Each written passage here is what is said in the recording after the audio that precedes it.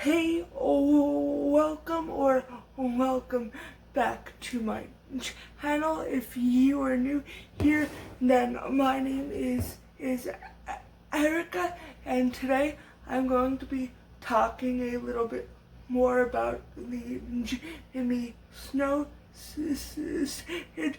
situation. Before I get started, I just want to apologize for the audio quality on this. Right now my microphone is malfunctioning, so I'm going without a microphone until I can figure things out. So hopefully that's not too bad, but unfortunately that's the way things need to be. Okay, so if you don't know who Jimmy Snow is, he is a YouTuber. He used to go by Dear Mr. Atheist, and basically that's exactly what his sounds like. He made content about atheism and just talking about religious fundamentalism and purity culture and all of that. So recently he has been under fire for his behavior publicly. I'm gonna say that because I think at this point it's a multitude of things he's said and done, and it's not just one thing like he did this and that's why people are upset. And one of the things he's been under fire for is, since he is friends with Gabby Hanna, and Gabby Hanna is an R-word apologist. Don't sue me, Gabby. You are one because you defended somebody that did that. And yeah. So basically, SA survivors have been upset with Jimmy because Jimmy has always branded himself as an advocate and a feminist and an ally to marginalized communities, which can include women to some degree. So,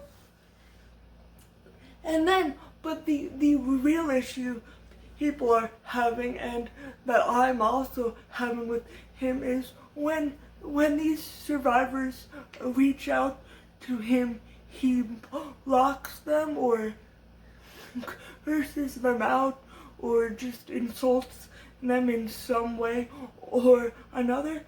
And I do not have screenshots of this because Jimmy recently got rid of his Twitter because all of the fire that was going on.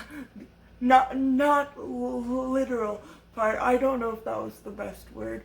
I'm sorry, but yeah.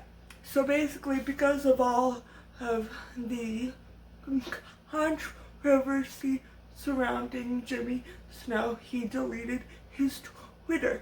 And I understand when you are facing backlash on a large scale, it can be very overwhelming, and I have never experienced that, knock on wood, but I can only imagine that having all these people come at you can be very overwhelming, but that's not an excuse to act the way he acted. You don't get to dismiss survivors of SA while simultaneously claiming to be an advocate and a feminist. It's just not how that works. It is disgusting to dismiss victims or survivors because a lot of people like that term.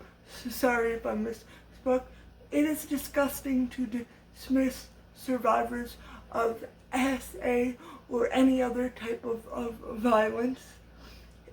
And then one issue I really personally have is, and Jimmy has been open with this in the past, that he himself is a survivor of SA. So then when he was facing backlash for dismissing survivors, he said, well, everybody's conveniently forgetting that I'm a survivor of SA. And it's like, no, here's the thing. You can have experienced something, or you can be part of a community and still be harming other people in that community. This goes back to Gabby Hanna and her weaponizing her ADHD against disabled people when they call her out for being ableist. Like, just because you've experienced something or you're in a community doesn't mean you get to just act the way you want to act and not face any backlash from it. And I realize that as a man, it's probably super hard for Jimmy to come forward about his essay, because unfortunately we live in a society where we kind of, it has to do a lot with toxic masculinity and also how we view women and people of other genders and feminine presenting people as weak, and we view men or masculine presenting people as strong, so we don't believe that they can experience something like SA.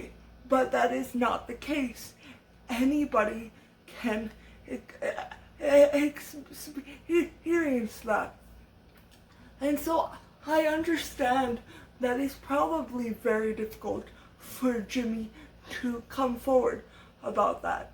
But that doesn't excuse weaponizing your experience and using it as a shield and saying things like, oh, you can't come at me for this because I've experienced this too. That's not how that works. You don't get to then dismiss other survivors and curse them out and block them on Twitter just because you've also experienced this. And another thing I want to kind of talk about today, and it's related to the same topic, is I recently came across this subreddit. I don't know much about Reddit, so hopefully I'm saying that right. Subreddit. I don't know much about it, but I also do use Reddit, but I'm more of a casual user. I don't really post much, but because I don't really get it. But okay, anyway, besides my technological issues, I recently came across a subreddit or a forum of people really talking about Jimmy, since Jimmy has blocked people that disagree with him on YouTube and Twitter and just basically any social media platform from my understanding. So people created this platform where they could freely talk about Jimmy, and actually one of my viewers pointed it out to me, that subreddit. So thank you for that. I forget who it was, but you know who you are. So thank you for that. But so I noticed a lot of people, and I also saw a YouTube video about this, but a lot of people were talking about Jimmy being a performative feminist, and I think that's very interesting, and it has a lot of merit to it, and it's something I didn't really think about before I saw other people talking about it. But people were basically talking about how he's friends with Brenda from God is Grey, who is a progressive Christian YouTuber. If you don't know who she is, she's great. I really enjoy a lot of her content. But so he is friends with her. I believe they're still friends. They may not be. I'm not sure, but yeah. And last year, Brenda got pregnant, and Jimmy was making a lot of jokes on his channel that he was the baby's father. And while at the time, like, it kind of rubbed me the wrong way, but I'm gonna be honest, I didn't put much weight into it, but now looking back, that is a form of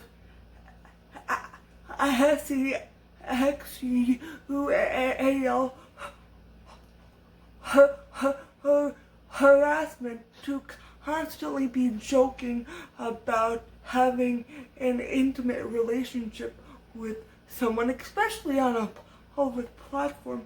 That is a form of harassment, and I don't think he can explain it away that he's autistic and he doesn't know better, because he directly advocates against that kind of behavior. So I don't believe it's because of his neurodivergence. I mean, of course it could be.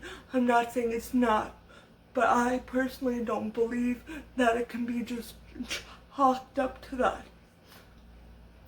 It's disgusting to joke that somebody who's pregnant is your baby if you never had that sort of a relationship with them. It's just tacky and gross, and I imagine it probably made Brenda very uncomfortable.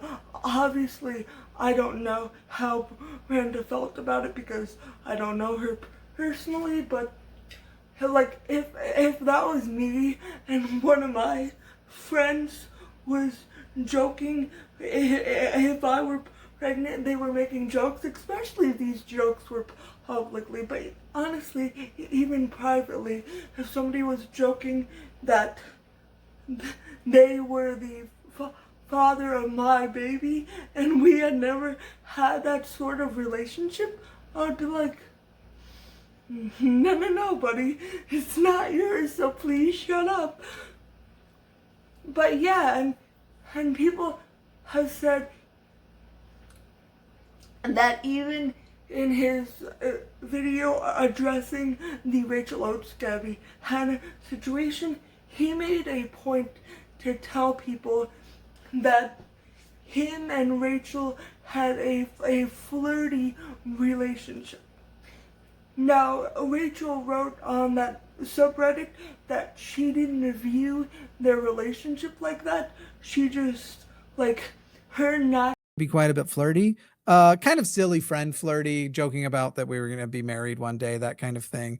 And I'm just trying not to get to that. But the opposite thing I said in there was, I'm not saying natural way of communicating can be interpreted as flirty by some people, and honestly, I can relate to that, because there are people that swear to this day that I was flirting with them, and I was like, I was never flirting with you.